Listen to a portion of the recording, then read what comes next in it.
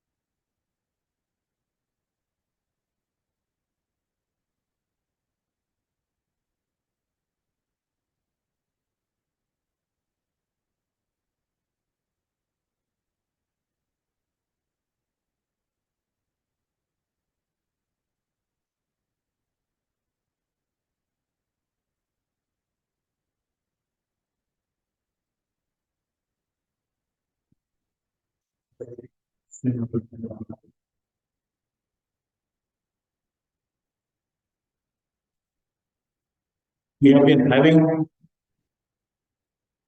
having this Savitri Yagna in this institution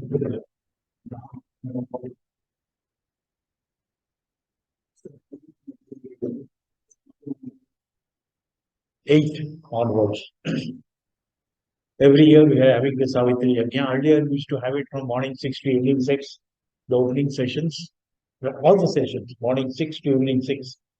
Subsequently, for various reasons, it has been structured for a shorter period, and now it is spread for these many hours as suitable to participants.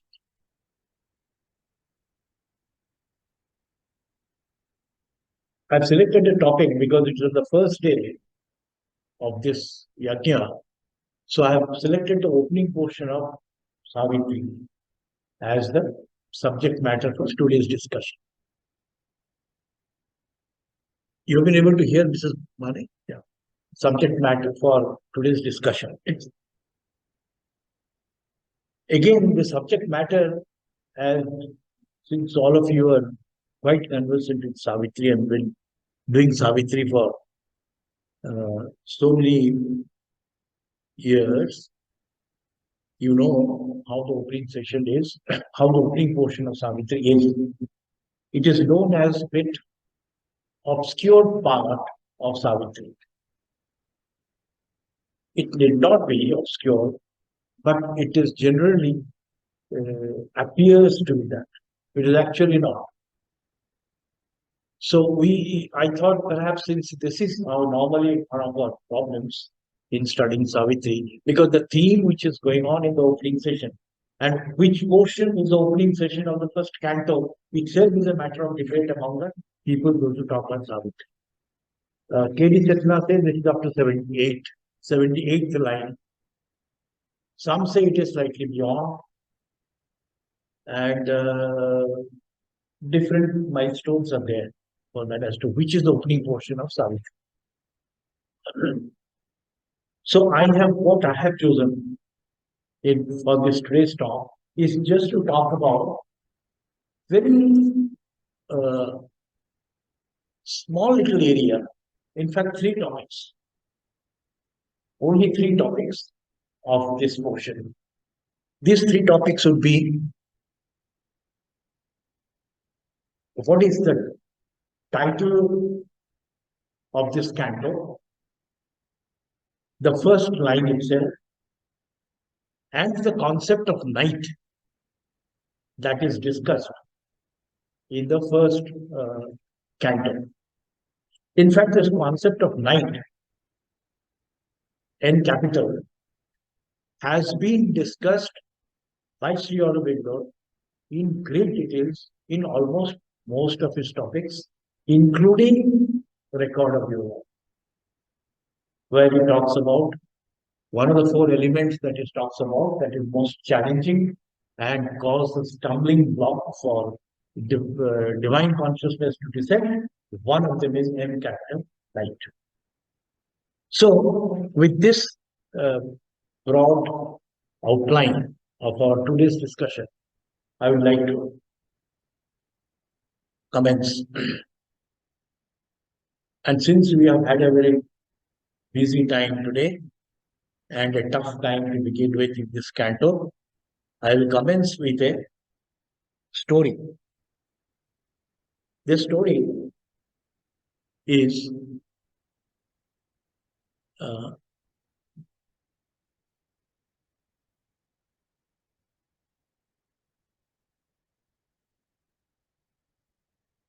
this story begins with 25th October 1936.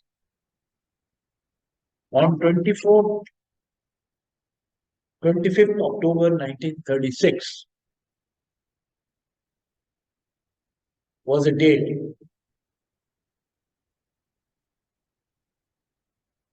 in the history of this epic Savitri. And this is the day it is said that Savitri, for the first time, walked out of Sri Aurobindo's room. We'll see what he meant, what the authors mean by that. Amartya was a great literary figure, so he had a lot of things to be clarified as regards to Milton, Tennyson, Wordsworth, what type of poetry they are writing, what is the technique they follow, etc., etc. And Sri Aurobindo was extremely versed in these things. So he told the exchange goes on between them day and day. And Sri Aurobindo used to tell him, this particular poem of Milton is from this height, intuitive height, or from luminous mind, etc., etc. So this usually go on. So one day he asked him through a letter, he asked him, is it possible that is there anybody who has written English poetry from over my term? He said, it's possible, yes, somebody must have written. So can you let me know if anybody was written something from the over level? So he, I don't know that. Then after that, one fine morning, he sent few lines to them. They were 15 lines of 1936 version of Savitri. 1936 version of the 14 page, 15 lines. The pages contain 36 to 39 lines. That is 15 lines were sent to them. And then follows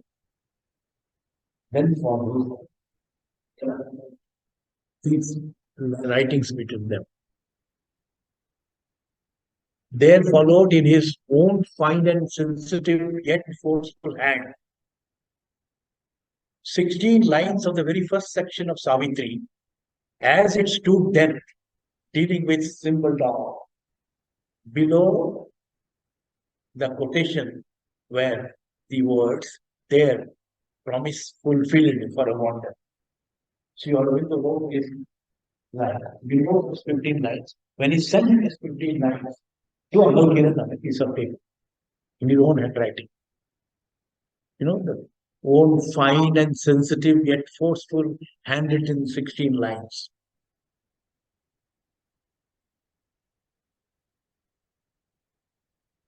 Then these are the 16 lines. Kindly think that we know everything. It was the hour before God awake.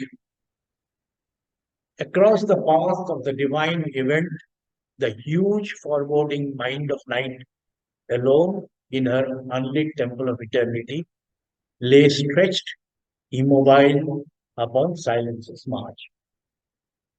Mute with the unplumbed prevision of a change, impassive skies were neutral, vast, and still.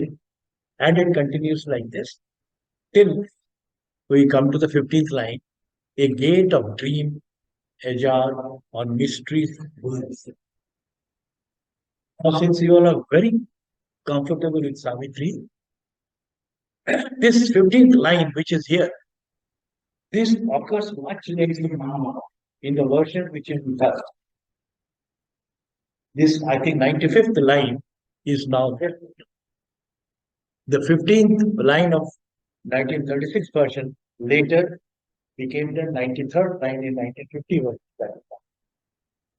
So that gives us an idea that from 1936 to 1950 version, not 1950 version, that is the printed one, it must be 1945.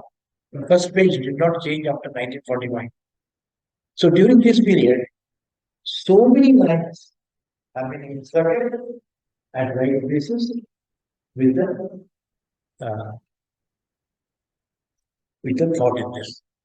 Now, what happens after it reaches Amal Kiran?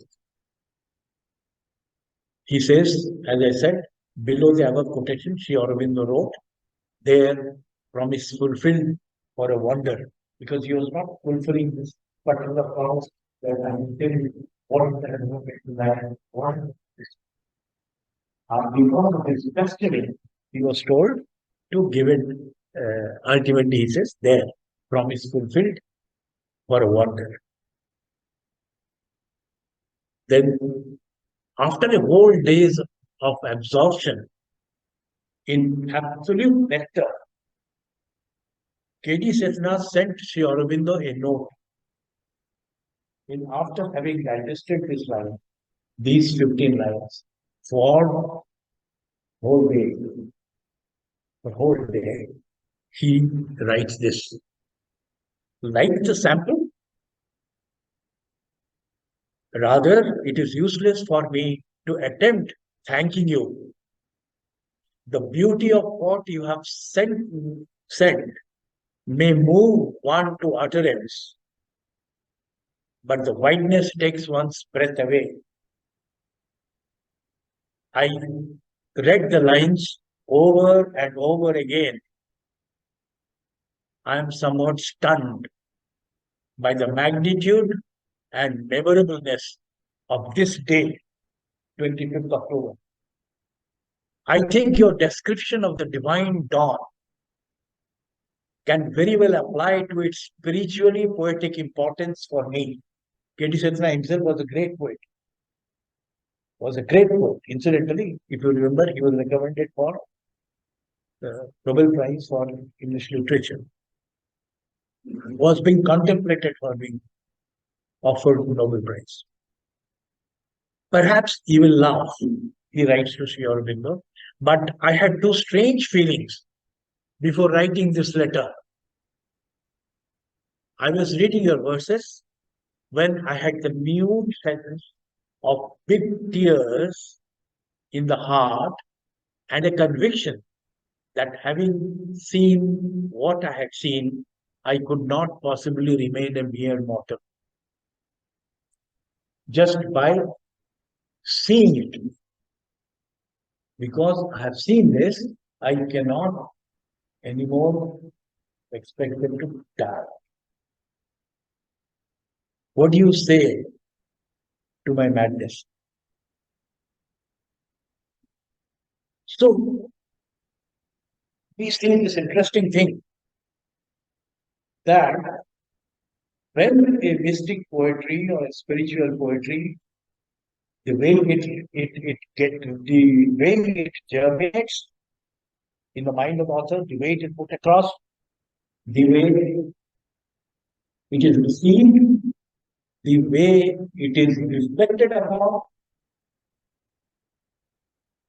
can take someone to this level. So on the small these levels are perfectly tuned. All this levels are perfectly aligned with what the author writes. Its actual import cannot be accessed. This is the thank you. You're blocking, she's bending her head. Correct. Yeah. Yeah. So this it cannot be accessed. So there lies the wrong of anything that is in Savitri and anything to do with such Upanishadic writings. For example, as per Nalini Dar, Upanishadic writings are such lofty spiritual poetry that they cannot be altered any further. They cannot be further altered. Mystic poetry can, but not spiritual poetry. So we are getting and diving into that.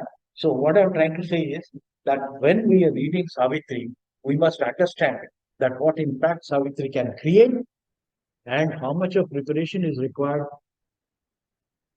by us, little mortals, to understand Savitri, what all background preparations are required. Because Sri Aurobindo has said, you must read, reread, and reread, and then wait for the sloka or the lines to reveal themselves to you. These are the words of Sri Aurobindo. So, now what are the difficulties of Sri Aurobindo mystic poetry? Anything that is written in blue is from Sri Aurobindo. That's a convention I follow. So this is how he writes. So at times I may not write Sri Aurobindo, but if it is in blue, it is his.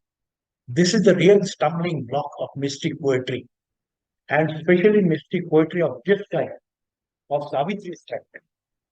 The mystic feels real and present, even ever present to his experience, intimate to his being. Truths which to ordinary reader are intellectuals, abstractions, and metaphysical speculations.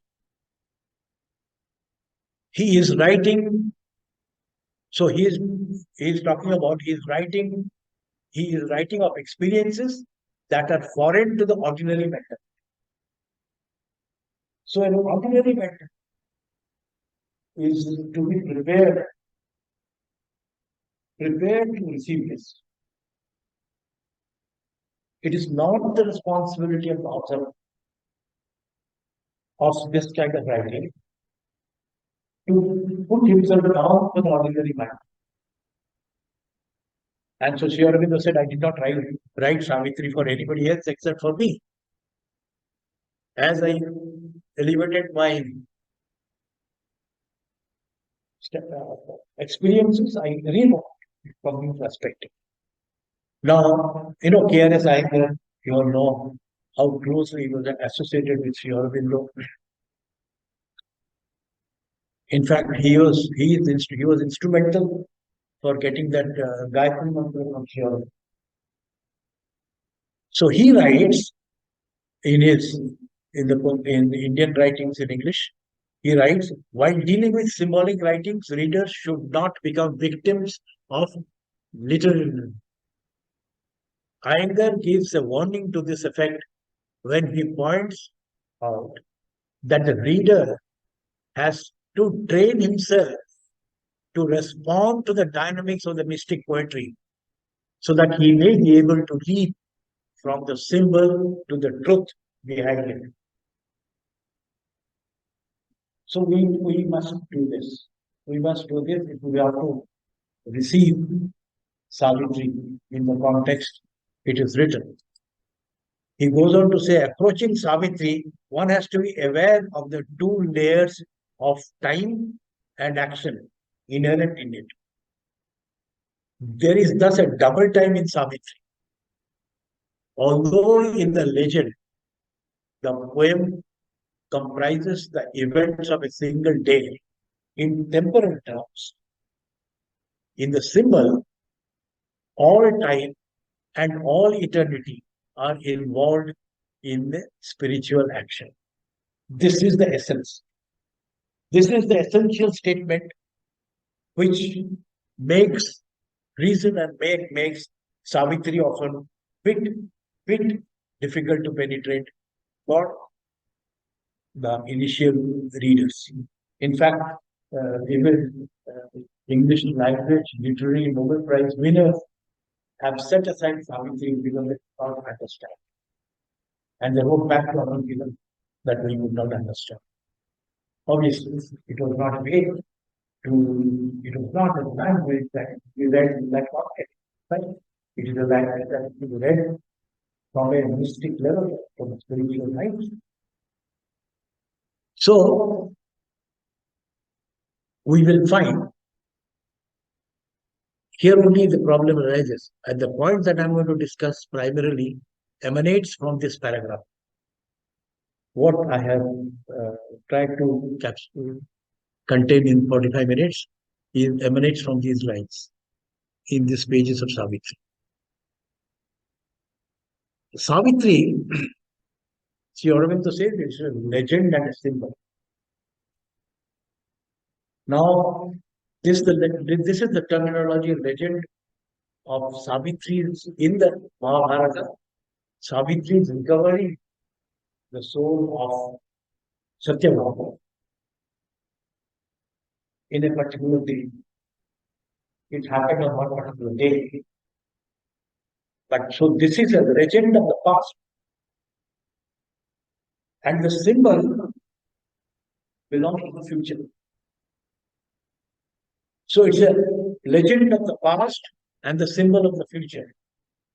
That is what Savitri, this particular notings below the title, means. This dawn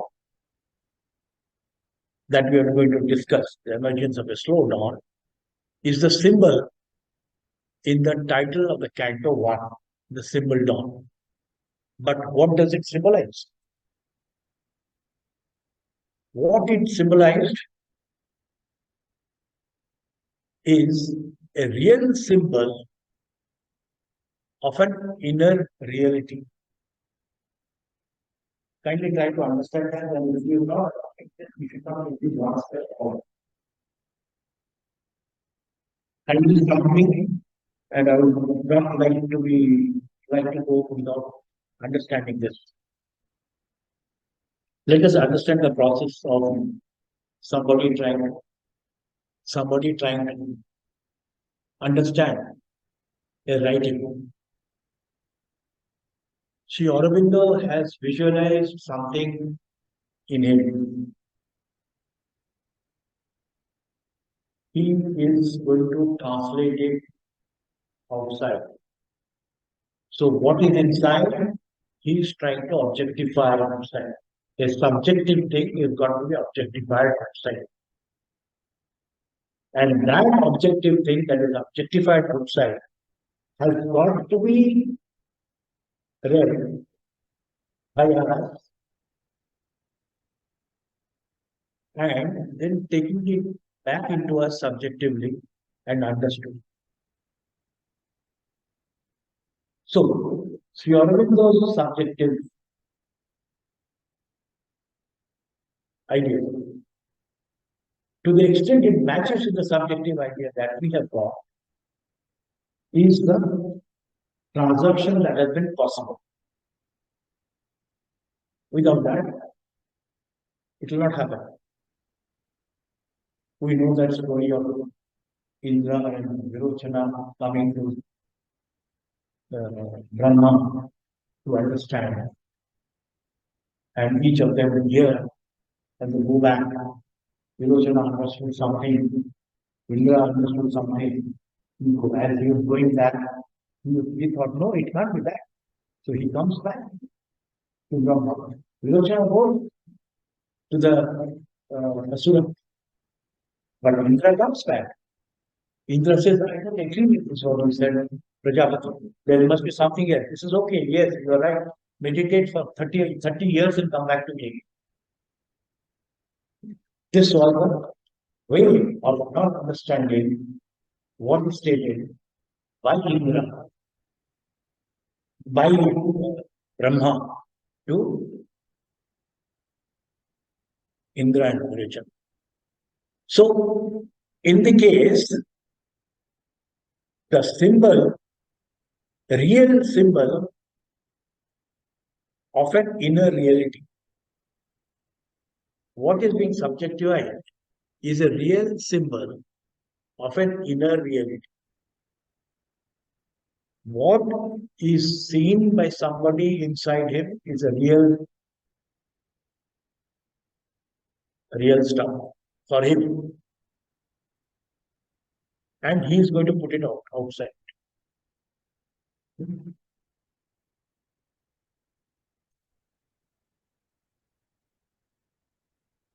In the Vedic symbol, Satyavan Savitri myth has a suggestion of lustrous Vedic symbolism. Satyavan's death is the death of the immortal in the mortal creation. And for that mortal creation, his labor he had to come to bear so that through that mortal creation, it begot changed into its fullness. So that means what needs to be changed has to be got changed through this mortal into immortality. So what was needed for this to happen? What was needed for this change to happen? See, Satyavan came here and he and Savitri put together has to bring back supramental or bring supramental. And for that change to happen, he himself has got to change it. So it begot change into its fullness through him or it, whatever you say. Who's going to change that? That couple has to change. What was needed for this to happen is the process of time at a precise moment this has to happen. The presence of Savitri as the executive will behind this transformative action and the granting of the boons as a sanction of the Supreme. All these have come together to accomplish this exceptional miracle that Sri Aurobindo conceived. And that was his norm. He achieved that. So you see, all these three things must happen. And everybody has worked towards that. A precise time has happened. Precise moment has happened. Which is this precise moment? This is the precise moment. Any moments can be thought of. I think this moment is when Savitri meets Satyavan in the forest. Executive will of Savitri. How did it get triggered? Narad came to initiate. Narad came and the fight by Queen Mother, the fight by the Queen Mother, that you should not marry Satyavan. When Narad has said only 1 year is left for him to survive, the will was injected by Narad. And Narad was sent down at that time to do that. And of course, the Supreme has to give the sanction. He is the most important factor. So what is this dawn that we are discussing? This was the day. This was the day. This dawn is occurring on this day. The dawn between the day on which Satyavana must die, same day, the dawn of that day is the dawn. So this was the day the Satyavan must die. Let's now go slightly inside. What is this dawn? We are talking about the symbol dawn. We are talking about the first item, symbol dawn, that we are discussing, the title of the canto. The dawn is the harbinger of a promising bright day ahead. This dawn is bringing the day that is going to come. The dawn serves as a symbol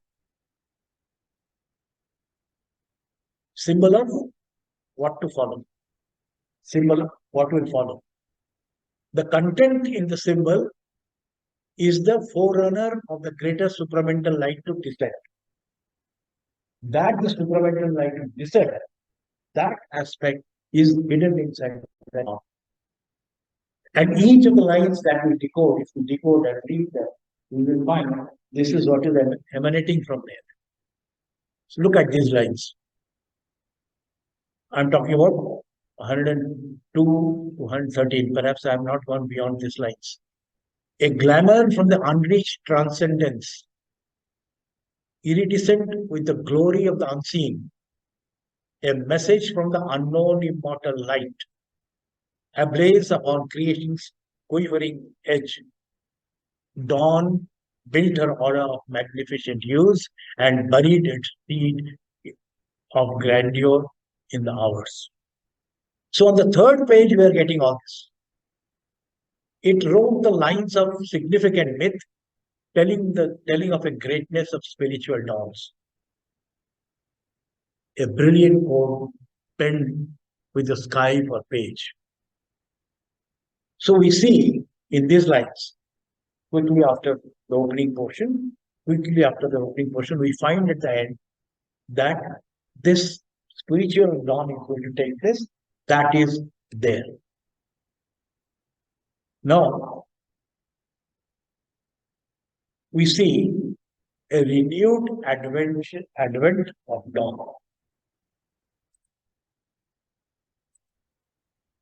What is the symbolized idea? The symbolized idea is therefore the coming down of the true consciousness into our mental consciousness, for which the mind must rise from nothing. So, the symbolized idea, what does it contain? Symbolized idea, what does it contain? So, you will find it easier to refer to time on this page because I have the number of specific numbers in full name. That is why these pages have been distributed. The symbolized idea is therefore the coming down of the truth consciousness into our mental consciousness. Our human mind consciousness has got to take this, accept this. Accept it, how can we accept this? We are not ready. But only when we are ready, then the truth consciousness into our mental consciousness has to come. This dawn is going to symbolize that. We'll go to the. It was the hour before the gods awake. This is the first line. Poetically, if we look at this line, it is self-sufficient line. It is self-sufficient. That is why it is one line at the very opening and then a full stop. It is not a continuous line in the not. So it is self-sufficient line. Now this is a unique feature. No other epic in English language has got such a short, crisp beginning. There are 3 lines, 2 lines, and 5 lines, more or less, the most important epics in English and Latin. So this is the shortest. Let us look at the dimensions of this simple line, or what we have, to also look at other associated lines appearing later. To understand this particular line, we have to also take it as many lines below this, spread up to quite a few uh, lines, few pages. Now, it was the hour before the gods awake. See, awake is a present tense and was the past tense. And one of the most knowledgeable English knowing person in the world has coined this. What can it be? Why should it happen like this? He would have easily put, it was the hour before God's awoke. He could have easily changed that. Why did he write again? You know, if you remember, the first line of Bhagavad Gita also says, Dhritarashtra is first line. It says, Manukaha and Pandavaschaiva Kim Akurvat. The last line of this first sloka is King Akurvat. The word Akurvat. Why Vyasaji and why not some other text? It means what did they? Kim Akurvat means what did they? But they have not done anything in the first line. And they are bad. That is the now here is he's saying it was the hour before the gods awake, which means in this line and in through Savitri, there are layers and layers of suggestions. Layers and layers of suggestions which has been made by the author, great poet, and we have to make attempts to arrive at it. See, if you read, if we read M.P. Pandit's writing, or Devi Purani's writings, or K.D. Siddharth's writings, or R.Y. Deshpande's writing, anybody's writing, we find there's a difference in the emphasis on which things are being put. The emphasis is different. So, it will be very important to understand that this is happening because there are layers and layers. And there are some, in the time scale also, there are some subterranean currents that is flowing below the words. That also we have to sense. That will give us the real ecstasy of reading Savitri. Now, what is this? Why awake and not awoke? Now, this is used as a historic present. This language, this tool of using a present language, present tense, in the context of an old scene, it's a literary tool, and this tool is called historic present. A present which is historic. Present that is historic means it's a present thing that is happening, has happened many times in the keeps on happening. Keeps on happening. It is not continuously happening, but keeps on happening. So it's a tool that the great literary figures use. It's an event that repeats itself repeatedly. Let us see where else he uses this technique. Let's slightly dive into that and find out, does he use this technique using present tense? Well, it's slightly past. In Savitri, in the first two pages, we are only dealing with first two, three pages. We are not going to be about. So you must have completed how many pages today? 20, 30? 35. 45. Okay. I'm not going to 45 now. Yes, first 10 minutes we have completed these 3, 4 pages. We'll just see those. Has he used this present tense in this particular context? Yes, he has used. Let's see. Whose moved creative slumber kindles the sun. Line number 21. Kindles the sun. He's talking about it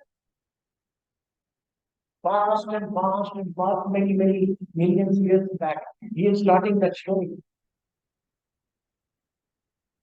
And he says, kindles the sun. How is this present tense come here? Historical. And carries our lives in its somnambulist world. Carries. Again, present tense. See how the great Sri Aurobindo has coined this. And what is he saying? This is what is causing the obscurity. This is what is causing the obscurity. Is he talking about the initial problem? Darkness in the first night? Or is it talking about subsequent nights? What is it talking about present tense again now? So these are the layers which we have to remove and see how it is done, what it is being done. Now, again, you see in line number 26, thrown back once more. Thrown back once more into unthinking dreams. Earth wheeled, abandoned in the hollow glass. So again, we are seeing that repeated use of this kind of thinking. This is the beauty of the finance. We shall revisit this line from different contexts later on. Now, what is this hour? Okay, it was the hour before the God awake. What is that hour? What is that hour? Let us look at the transitions in the expressions that has been made in the verse. We have to see this. That's why we understand the first line, you have most likely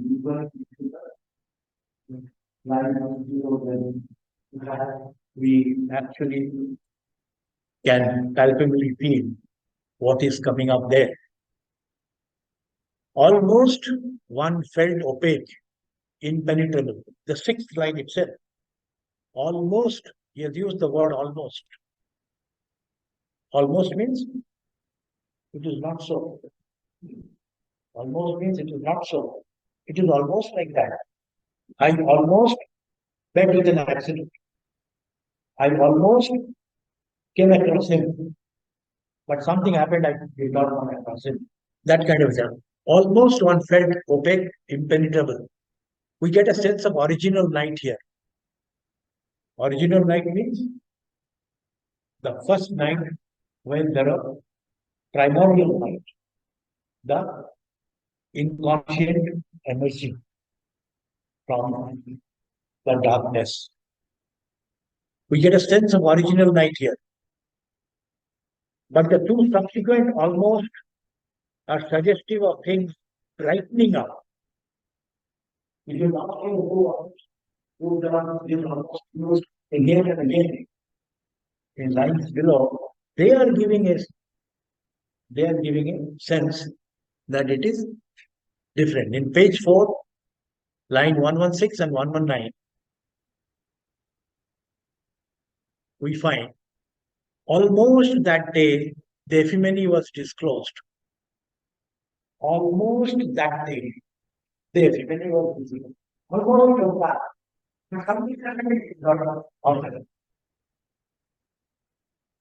Of which our thoughts and hopes are signal clear. When we are thinking something, we are hoping something. So as we felt that of course will happen, but it did not happen. That's why almost that day the ephemera was disclosed. A lonely splendor from the invisible goal almost was flung on the opaque inane. So this wonderful scene was being exposed. We clearly see how the term almost has been used to show, along with other verses, the transition from a sense of inconscient in page 1 to the sense of ignorance in page 4. So by the way you want to page 4, you transited from the transition of inconscient to ignorance. And so he stresses tremendous amount of importance that we understand inconscient and ignorance in proper terms. In his what he wants to mean by that. In his parlance, what does it mean?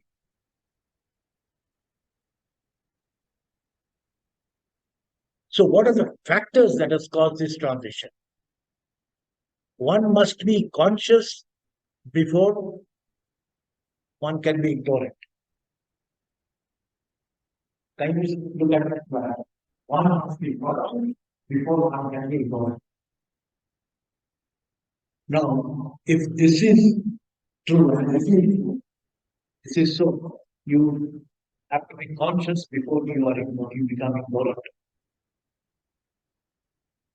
How can then Sri Aurobindo use that line 34? The inconscient to wake ignorance, and how it would wake ignorance. You see, something teased the inconscient to wake ignorance. I don't know whether it is going over it or I'm not getting clarified if you understand what you said. The Aurobindo is saying in the poetry, in page line 34, he says,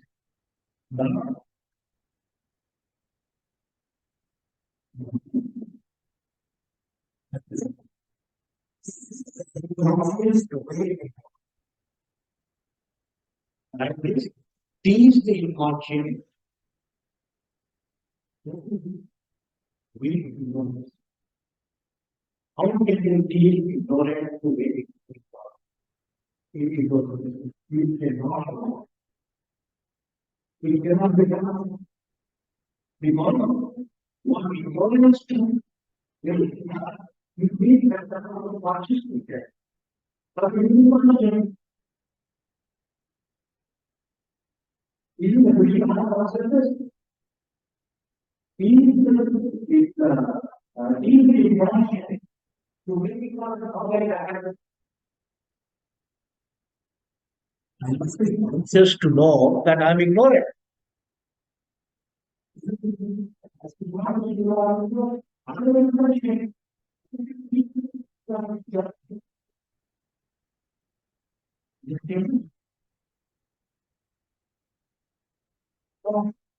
So actually, he says in the letters of Savitri, one must be conscious before one can be ignorant. So,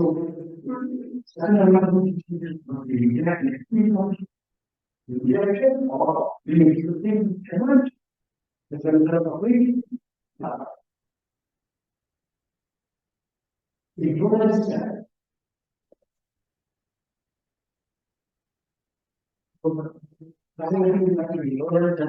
inconscient should be there. So then, when did this transition commence? We're talking about the hour or the first line. When did the transition commence? Obviously, it commenced at the hour when, as per line number 87 and 88, the transfiguring touch took place and persuaded the inner black attitude.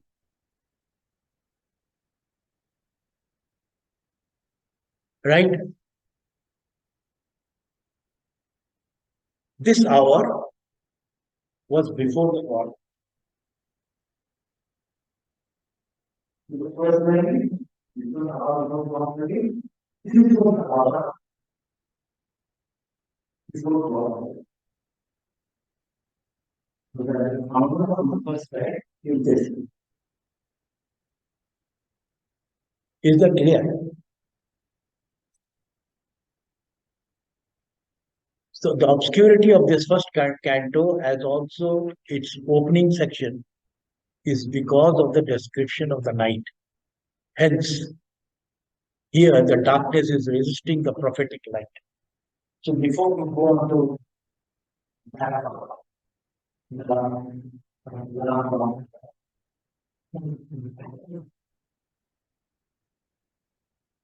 should I continue or should we stop?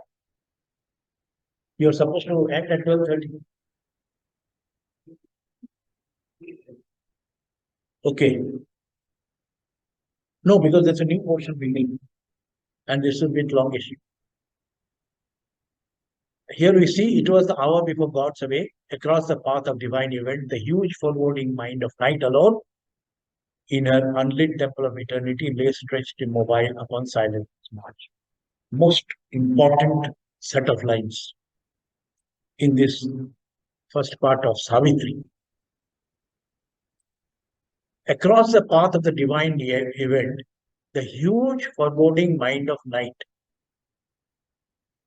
So we have the divine event versus the mind of night.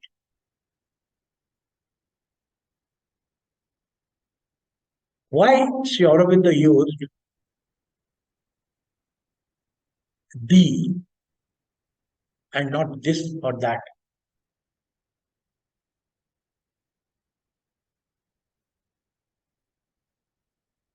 Because if you use this or that, you are saying a particularizing a particular thing. This person or that person. But if you say the, then it is not a particularized thing, not a pinpointed thing. That's the beauty of this the. The huge foreboding mind of night. Foreboding means what? Foreboding means something that is fearing.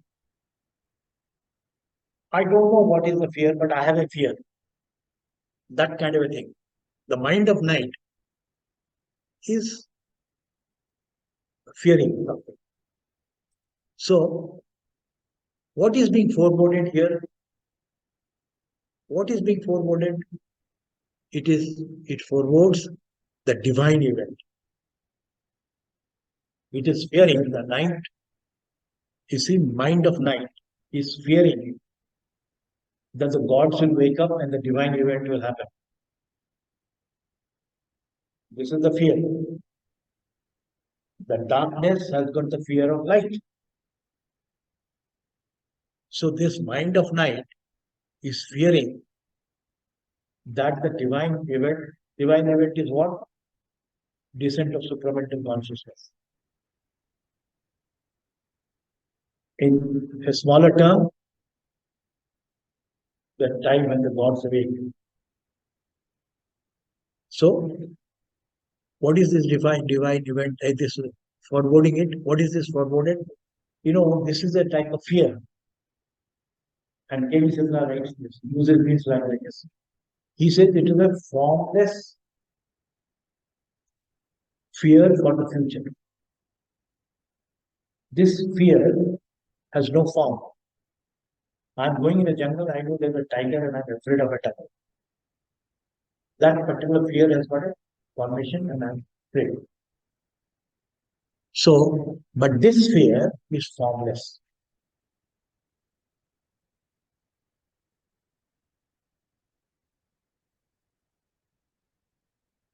Before the dawn, mind of night is alone in the temple of eternity. Before the dawn has taken place, dawn has happened. Mind of night is alone occupying the whole temple and not allowing anybody to come in.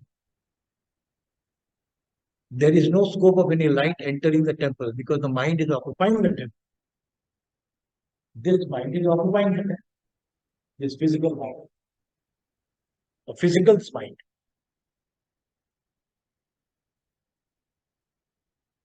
But what is this mind of night? It is the physical mind receiving and holding in it the charge of the inconscient darkness. This mind is the custodian of the conscient darkness. Is it clear? Shankar, stop me if it is not, because we will we'll have to understand this. This particular mind of light, which is opposite of mind of light, which we have studied, it is the physical mind receiving and holding in its charge the inconscient dark. When the darkness of the inconscient is held well in a mind, which mind? Mind of night. And all this is happening before gods are waking up. This has to happen before the gods wake up. Once the god wakes up, the darkness goes. So we can't wait. However, this night's darkness, there is something that wishes to know, but knows not how to be. Sri Aurobindo says this. Knows not how to be. Famous lines. In response to it, a message arrives from the other side of luminous boundlessness. It calls the adventure of consciousness and joy. A thought is planted, a memory quivers, and hope is growing.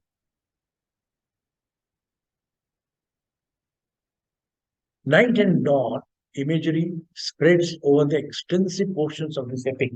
This night and dawn imagery is thrown from page 1 to page 724. Everywhere it is present. You will not be able to escape it. So it is very important to get a grip over it. What is the common impression that we have when we read the first 5 lines?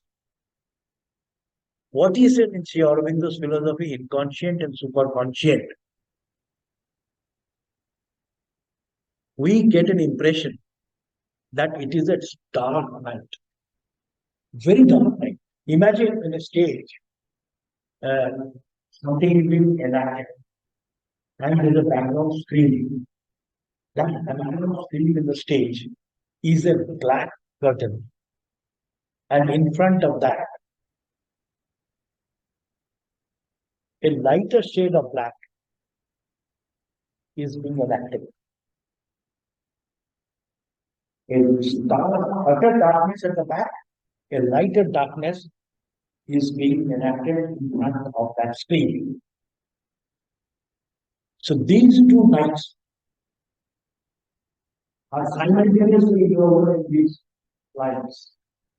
We have to disentangle them, remove the knots, and get hold of them. That this is that, this is that. So Sri Aurobindo is saying that from inconscient, you have to come to ignorance, from there go to superconscient. This is the journey.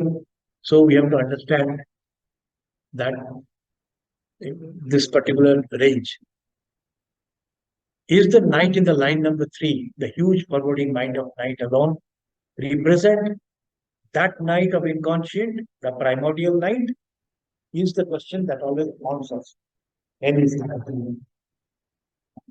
leads us. So we have to think that what is this mind of night and clarify ourselves that it is this mind of night.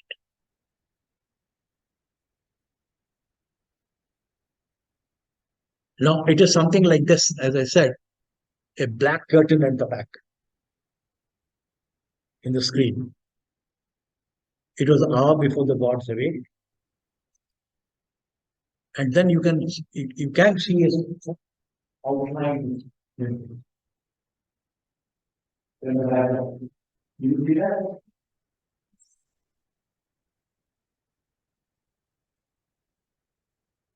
In an unlit temple of eternity. This is the temple of eternity. Something that wished but did not know how to be. For Sri Aurobindo, inconscient and ignorance were concrete entities. They are not some philosophical ideas. For him, they were concrete. In a correspondence with K.D. Sidna, which is at the back of Savitri book, correspondence on the line that tease the inconscient to wake ignorance. He says, but the teasing of the inconscient is bad poetic taste. To tease something so bodiless and unreal as the inconscient. But here, several fundamental issues arise. See how we've seen what are we seeing to write what is writing. First of all, are words like inconscient ignorance necessarily an abstract technical jargon? If so, do not words like consciousness, knowledge, etc. undergo the same ban? They also strange words. It is meant. Is it meant that they are abstract philosophical terms and can have no real concrete meaning? Cannot represent things that one feels and senses, or must often fight, or as one fights the invisible enemy? The inconscient and ignorance may be mere empty abstract terms and can be dismissed as irrelevant jargon if one has not come into collision with them or plunged into the dark and bottomless reality. But to me, they are realities, concrete powers whose resistance is present everywhere and at all times in its tremendous and boundless mass. So these terms, imagine and ignorance, are absolutely solid concrete terms which you are aware that is clear. Is absolutely clear. He will be known in this fashion what is inconscient and what is ignorance. It may not be, for us it should be some term meant like this.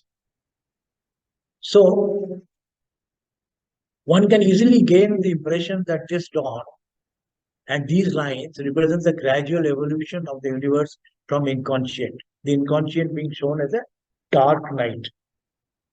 Although these two aspects obliquely seems connected, but it may not be actually so. And here only we do the mistake. This impression is strengthened by such line, almost one felt impenetrable, opaque and impenetrable, as in a dark beginning of all things.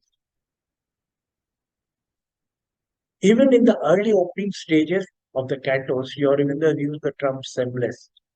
In line number 17, a mute, featureless semblance of the unknown. Semblance means something that looks to be, but actually not. Doesn't this term indicate to us that this night is other than the real unknown night? So this is it. Because the word semblance, it is not that big primordial night. It is some other night, less dangerous. Now we have found that the night gets repeated perpetually. Kindles, we have come across this, thrown once back once again. So this is gets repeated. Then again we see a perpetual repetition that compelled renewed consent. Line number 69, compelled renewed consent to see and feel. And all that was destroyed must be rebuilt. You see, destroyed must be rebuilt. Rebuilt again and again and again and again. And old experience labored out once more, not once for all. Once more, it is to be done. Once more, a trade perturbed the vacant skies. Okay? So, in a mystic poetry, repetition is not. So, here, compelled renewed consent to see and feel. So, same picture. This is the temples of Angkor Wat incident.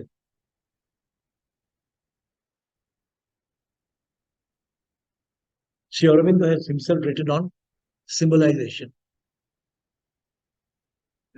But here, the physical, kindly see this, but here the physical night and the physical dawn are, as the title of the canto clearly suggests, a symbol. It's a symbol dawn. Although what may be called a real symbol of an inner reality. The point that we stressed in the beginning. An inner reality that I have felt it is real so, I have not been able to express it. Or I have expressed it with a real symbol. And the main purpose is to describe by suggestion a thing symbolized. By description, how it can be expressed. Here it is the relapse into inconscience, broken by slow and difficult return of consciousness, followed by a brief but solid prophetic outbreak of spiritual light, leaving behind it the day of ordinary human consciousness. You see that line, which says, man gifted is, when the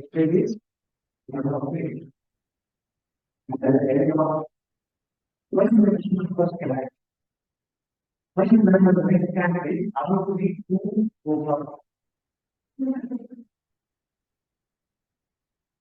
So, man is very good. And something man is the what is the that Manomaya Purusha, the Manomaya Purusha of the human race. Here it started, oh, this is, I have to do it. So he agrees to lift, and the march begins. And then Savitri also says, okay, I'm there. And evolution from the inconscient need not be painful. Why is the evolution from the inconscient must be so painful, so difficulty, such difficulty? So he says, because, Sri Aurobindo says, because the perversity born from ignorance, that is the falsehood, the evil that was born because of the starkness of the inconscient sleep, separating its action from the secret luminous consciousness that was there. So, the luminous consciousness was hiding inside inconscient.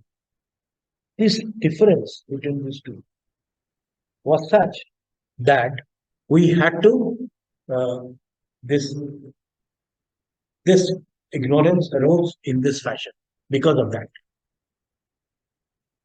Why is the resistance offered then? He says possibilities of perversion by inconscience and ignorance should be manifested in order to be eliminated through being given their chance, since all possibilities must have to be manifest somewhere. That is what is there contained in.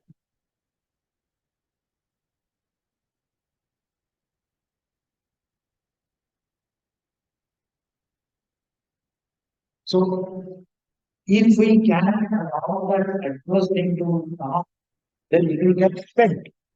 And then we'll have a better time when you come to the matter. So what is getting renewed and rebuilt? So we find the painful recovery after each sleep that represents the seemingly original inconscience. Seemingly original inconscience. That means the front light figure of darkness, always referring back to the deep darkness in the bottom of the stage. Seemingly the original inconscience is required, which reminds the endless need of things. Every time this is required. So something or the other happened. Let's quickly go to the end. So the whole of Savitri is according to as the title of the poem, a legend that is symbol, and this opening canto is, it may be said, a key beginning and the announcement.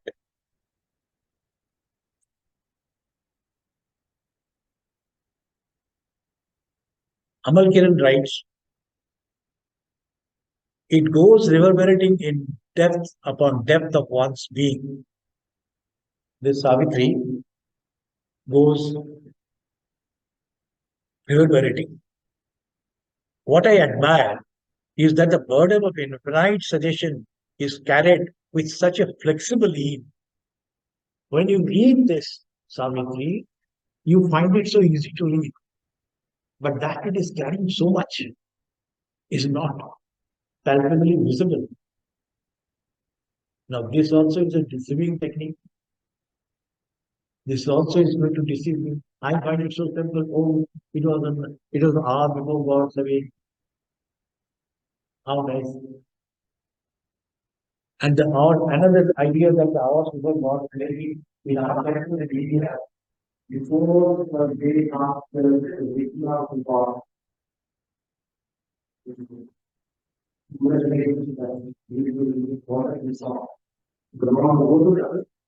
so that the video of our will also be connected and use of our everywhere at many places. I wanted to actually bring the temple word also, but considering the time limit, I'm skipping that. Mother said that marvelous prophetic poet, he's talking about Savitri, shall be humanity's guide towards future realization. And she writes to Kukmani that nothing of this nature has ever been created in the world. Nothing of the nature of Savitri has been created in this world. So I think we have come to the end of this particular presentation. With gratitude to him, we will try to read Savitri. In fact, Amal Kiran has said a wonderful thing that at the back of Amal Kiran's Savitri copy, and here is Savitri book like this. On this Savitri copy, here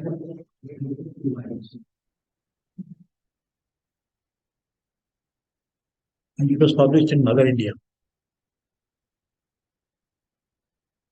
It's worth reading. If this poem becomes a part of your life, it will make you a part of the poet whose heights have sent this call to our lowlands.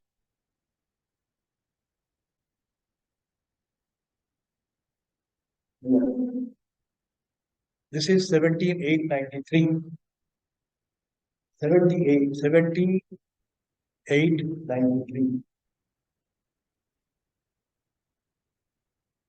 So if this poem can be our part of us, then we become a part of the poet that is Aurobindo, and whose heights have sent this God to our lowlands. I mean, there cannot be greater homage by a human being to this. With this, we'll stop. Thank you. If there's any question, I will take.